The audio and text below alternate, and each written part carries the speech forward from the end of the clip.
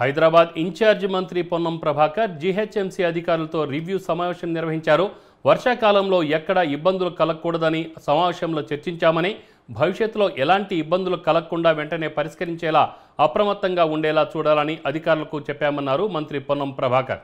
రాబోయే వన మహోత్సవంలో హైదరాబాద్ గ్రీన్ సిటీగా ఉంచాలని చర్చించామని తెలిపారు. బక్రీద్కి అన్ని ఏర్పాట్లు చేయాలని చెప్పామని, బోనాలకు సంబంధించి మరో సమావేశాన్ని ఏర్పాటు చేస్తామని పేర్కొన్నారు.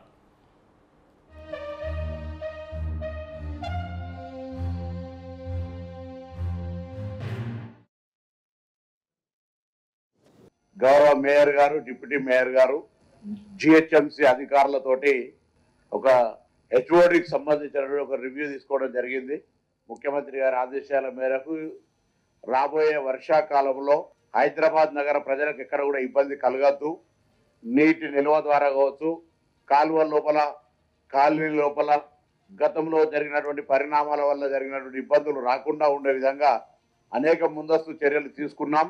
కొన్ని కార్యక్రమాలు జరిగినాయి, జరుగుతూ ఉన్నాయి, జరగాల్సినవి ఉన్నాయి.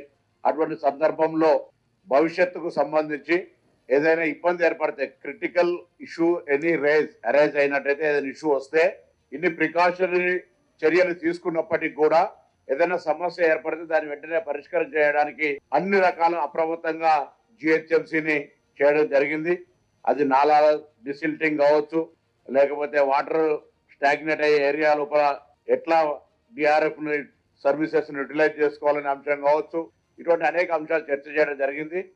దాని తర్వాత రాబోయే వన మహోత్సవానికి సంబంధించిన ప్లాంటేషన్ గ్రీన్ సిటీగా హైదరాబాద్ ఎట్లుంచాలి, దాని తర్వాత రేపు వస్తున్నటువంటి బక్రీద్ సంబంధించి కావచ్చు, బోనాలకు సంబంధించి ఒక విస్తృత